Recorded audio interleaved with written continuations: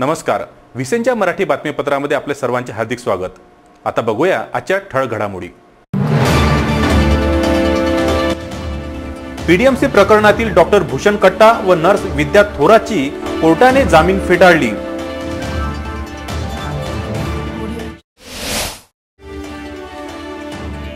मनपा आयुक्त हेमंत पवार यांच्या आदेशावरून मनपाचे 4 कर्मचारी निलंबित.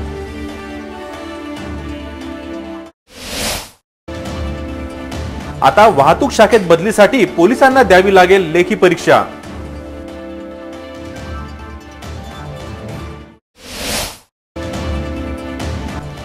दहावी पुरवणी परीक्षेचे वेळापत्रक जाहीर.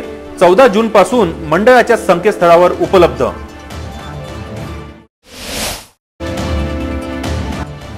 मनपाच्या 5व्या आमसभेला स्थगिती. विविध विषयांवर चर्चा. काही प्रस्ताव पारित. तर या होत्या आजच्या ठळक घडामोडी. आता बघूया बातमीपत्र विस्तारित स्वरूपात. महाराष्ट्र राज्य माध्यमिक व उच्च माध्यमिक शिक्षण मंडळातर्फे जुलै-ऑगस्ट 2018 मध्ये घेण्यात येणाऱ्या माध्यमिक शालांत प्रमाणपत्र इयत्ता 10वी पुरवणी परीक्षेचे अंतिम वेळापत्रक मंडळाच्या अधिकृत संकेतस्थळावर 14 जुलैपासून उपलब्ध करून देण्यात आले आहे. महाराष्ट्र राज्य माध्यमिक व उच्च माध्यमिक शिक्षण मंडळाच्या वतीने घेण्यात येणाऱ्या जुलै-ऑगस्ट 2017 मधील शालांत प्रमाणपत्र इयत्ता 10वी पुरवणी परीक्षेचे अंतिम वेळापत्रक जाहीर झाले आहे. मंडळाच्या अधिकृत संकेतस्थळावर दिनांक 14 जून 2017 पासून उपलब्ध करून देण्यात आली आहे. जुलै-ऑगस्ट 2017च्या वेळापत्रकानुसार लेखी परीक्षा, प्रात्यक्षिक, श्रेणी, तोंडी तसेच आउट ऑफ टर्न परीक्षा आयोजित करण्यात आल्या आहे. माध्यमिक शालांत प्रमाणपत्र इयत्ता 10वी लेखी परीक्षा दिनांक 18 जुलै ते 2 ऑगस्ट या कालावधीत होईल. प्रात्यक्षिक, श्रेणी व तोंडी परीक्षा दिव्यांग विद्यार्थ्यांची कार्यानुभव विषयाची लेखी परीक्षा 10 ते 17 जुलै दरम्यान घेण्यात येणार आहे.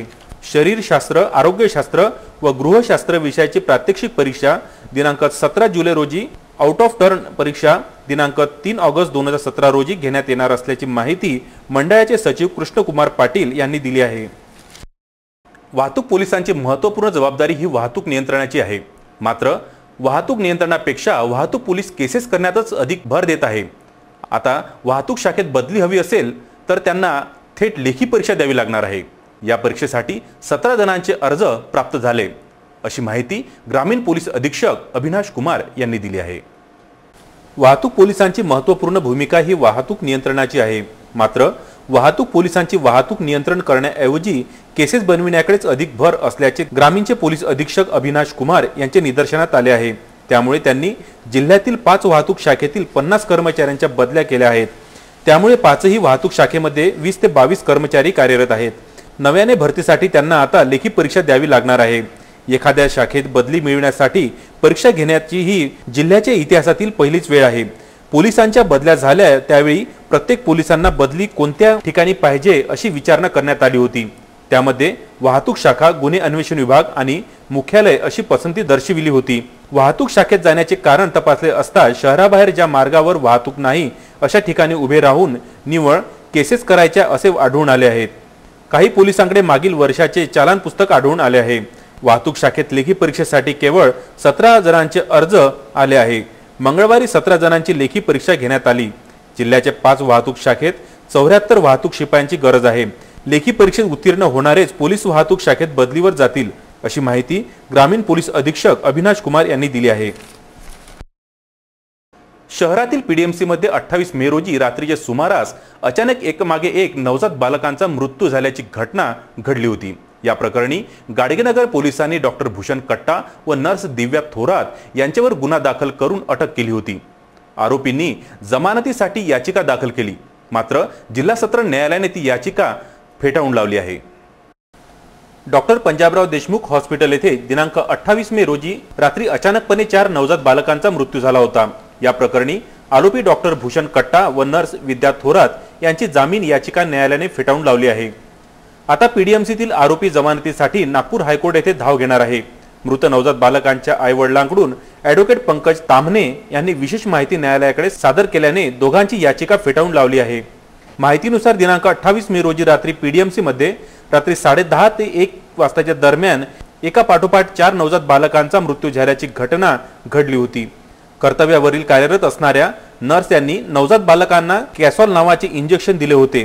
या प्रकरणी गाडगेनगर पोलिसांनी गुन्हा दाखल करून NICU मध्ये रात्रीला कार्यरत असणाऱ्या डॉक्टर भूषण कट्टा आणि नर्स विद्या थोरात यांना अटक केली होती। आरोपितांकडून न्यायालयात जमानतीसाठी याचिका दाखल केल्यानंतर न्यायालयाने पीडित फिर्यादी आणि आरोपी यांची बाजू ऐकून घेऊन सोमवारी या प्रकरणात निकाल देऊन जिल्हा व सत्र न्यायाधीश नंबर 6 चे न्यायमूर्ती UD इंगळे यांनी असे सांगितले की डॉक्टर कट्टा व नर्स थोरात यांची जामीन याचिका फेटाळून लावली आहे। नवजात बालकांच्या मृत्यू प्रकरणी न्यायालयाने महत्त्वपूर्ण निर्णय दिला आहे। मंगळवारी अमरावती महानगरपालिकेच्या 5व्या आमसभेला चर्चासत्रानंतर स्थगिती देण्यात आली। या आमसभेत प्रभागातील विविध समस्यांवर प्रस्ताव मांडण्यात आला। तसेच मनपाच्या आमसभेत शासकीय मेडिकल कॉलेजचा प्रस्ताव एकमताने पारित करण्यात आला। वारंवार वृत्तपत्र तसेच इलेक्ट्रॉनिक मीडियाच्या माध्यमातून अमरावती शहरातील संपूर्ण प्रभागातल्या समस्यांचा आढावा घेऊन महानगरपालिका प्रशासनाला या सर्व समस्यांवर तोडगा काढण्याचे बातमीपत्राच्या माध्यमातून वारंवार करून देण्यात आल्या। हल्ली शहरामध्ये विविध ठिकाणी रस्ता नाल्याचे काम जोमाने सुरू असल्याचे चित्र दिसत आहे। मंगळवारी अमरावती महानगरपालिकेची 5वी आमसभा चर्चासत्रासह स्थगित करण्यात आली। आमसभेच्या सुरुवातीलाच नगरसेवकांकडून आपापल्या प्रभागातील समस्या तसेच विविध योजनांचा प्रस्ताव यावेळी मनपा आयुक्त यांच्याकडे मांडण्यात आला। यावेळी विरोधी पक्षांकडून काही प्रस्तावाला विरोध करण्यात आला। त्यामुळे काही वेळ आमसभेत तापलेले वातावरण दिसून आले।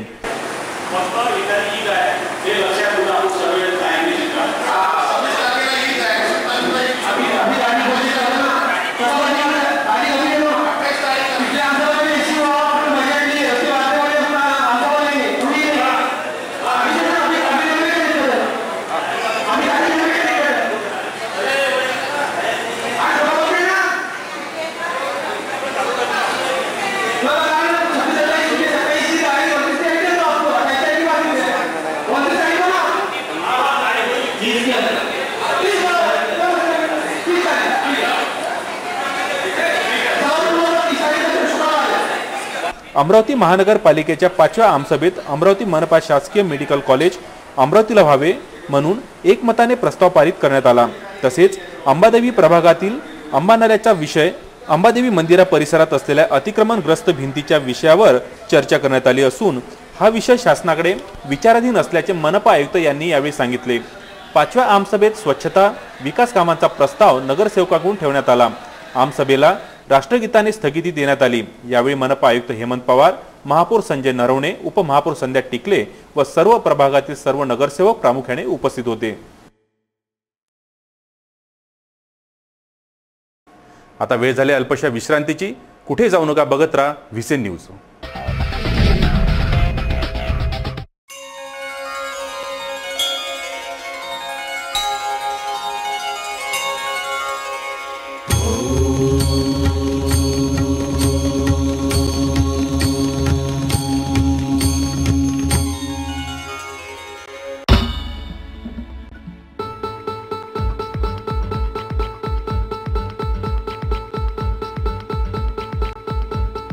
घरची शान घरचा मान घराकडे तिचे सर्व ध्यान।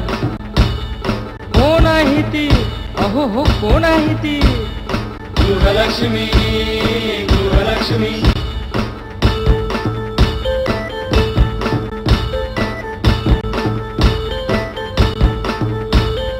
ममते पोटी प्रेमासाठी झटते नेहमी घरच्यासाठी। अहो पण काय केलं तिच्यासाठी, म्हणूनच तर घेऊन आलोय गृहलक्ष्मी। आनंद एका स्त्रीचा। अगं बाई, गृहलक्ष्मी। विदर्भाची गृहलक्ष्मी दिनांक 15 ऑगस्ट पासून आपल्या घरी। GTPL सेट टॉप बॉक्स मध्ये VCN news channel number 72, UCN set top box मध्ये चॅनल नंबर 81 वर रोज रात्री 8 वाजता व पुन्हा प्रक्षेपण रोज सकाळी 8 वाजता। पाहत रहा गृहलक्ष्मी। विदर्भामधील खवयगिरींचा एकमेव कुकिंग शो। अल्पशा विश्रांतीनंतर पुन्हा एकदा आपले स्वागत। आता बघूया उर्वरित घडामोडी। महानगरपालिका प्रशासनाकडून मालमत्ता कर वसुलीमध्ये 2.5 महिन्यांपासून सुधारणा करण्याचे प्रयत्न करीत असताना मनपातील 4 कर्मचारी यामध्ये सफल न झाल्याने त्यांना मनपा आयुक्त हेमंत पवार यांनी पुढील आदेशांपर्यंत निलंबित केले आहे। तसेच एका बांधकाम विभागातील कनिष्ठ लिपिकांसह आपल्या बदली ठिकाणी जाण्यास तयार नसल्याने त्यालाही तडकाफडकी निलंबित केला आहे।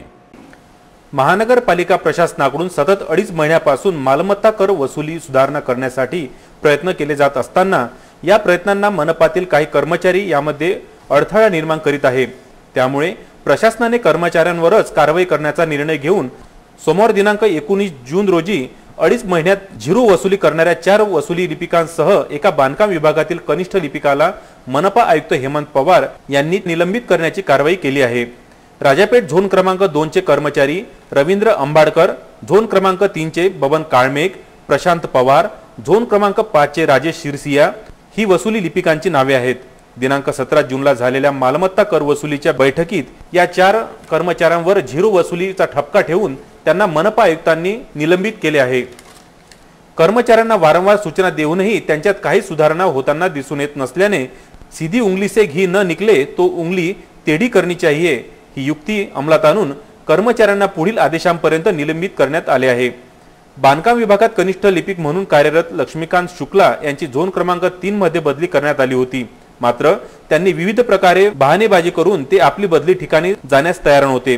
संबंधित विभागातील विभाग प्रमुख यांनीही त्यांना जाण्यास सांगितले, मात्र त्यांनी स्पष्ट शब्दात नकार दिल्याने मनपा आयुक्त हेमंत पवार यांनी त्यांना निलंबित करण्याची कारवाई केली आहे। येणाऱ्या दिवसात आणखी काही कर्मचाऱ्यांवरही कारवाई होण्याचे संकेत प्राप्त झाल्याने कर्मचाऱ्यांमध्ये हडकंप माजला आहे। चंद्रपूर, गोंदिया, यवतमाळ, अकोला या शहराप्रमाणे अमरावतीलाही मेडिकल कॉलेज स्थापन व्हावे, जेणेकरून वैद्यकीय शिक्षण घेणाऱ्या शहरातील विद्यार्थी यांची इतर जिल्ह्यांकडे धावपळ होणार नाही।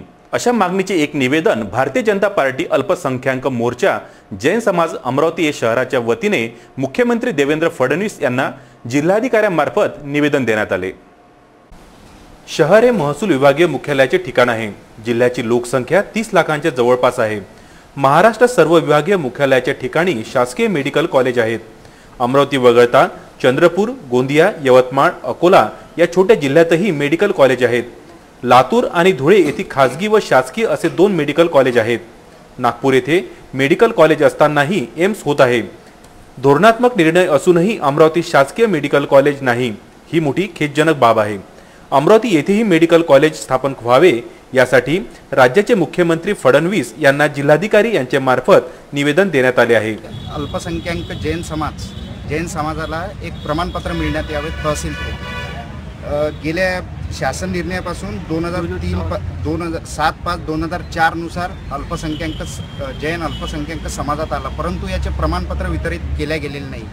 म्हणून आम्ही सर्व इथे एकत्रित येऊन माननीय कलेक्टर साहेबांना निवेदन दिले व त्यांना विनंती केली की तुम्ही लवकरात लवकर इथे जैन प्रमाणपत्र वितरित करण्यात यावे।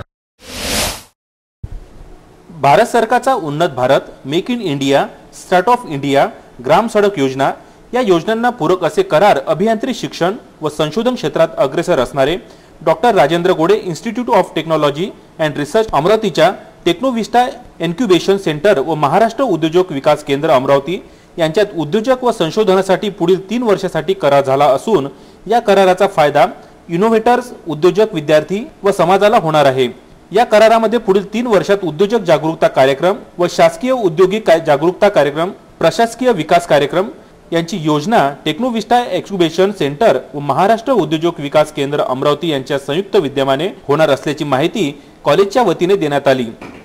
टेक्नोविस्टा इन्क्युबेशन सेंटर हे विदर्भातील एकमेव doctor Rajendra Gode institute of technology and research Amravati द्वारे स्थापन केलेले सेंटर सुप्रसिद्ध संशोधक डॉक्टर VT इंगोले यांच्या मार्गदर्शनात कार्यरत असून या सेंटरचा स्थापनेमागील उद्देश म्हणजे इनोव्हेटर्स, उद्योजक, विद्यार्थी यांना उद्योग स्थापनेला तसेच त्यांच्याकडील तांत्रिक कल्पनेला प्रत्यक्षात उतरवण्यासाठी लागणारी तांत्रिक आर्थिक मदत व मार्गदर्शन पुरविणे हे असून टेक्नोविस्टा इन्क्युबेशन सेंटरद्वारे इनोव्हेटर्स, उद्योजक, विद्यार्थी यांच्यामध्ये उद्योजकासाठी लागणारे कौशल्यपूर्ण वातावरण निर्माण करून देणे हेच एक लक्ष्य असल्याचे सांगितले।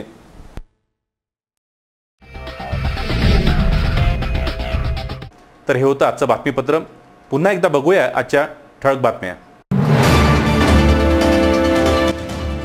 पीडीएमसी प्रकरणातील डॉक्टर भूषण कट्टा व नर्स विद्या थोरातची कोर्टाने जामीन फेटाळली।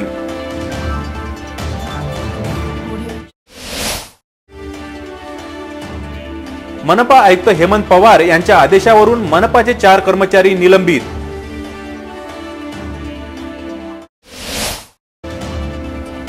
आता वाहतूक शाखेत बदलीसाठी पोलिसांना द्यावी लागेल लेखी परीक्षा.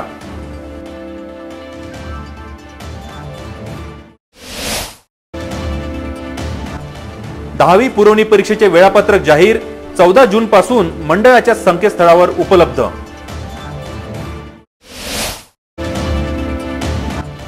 मनपाच्या 5व्या आमसभेला स्थगिती. विविध विषयांवर चर्चा. काही प्रस्ताव पारित. तर वेळ झाली इथेच थांबण्याची. नवनवीन घडामोडींसह पुन्हा भेटू. तोपर्यंत नमस्कार.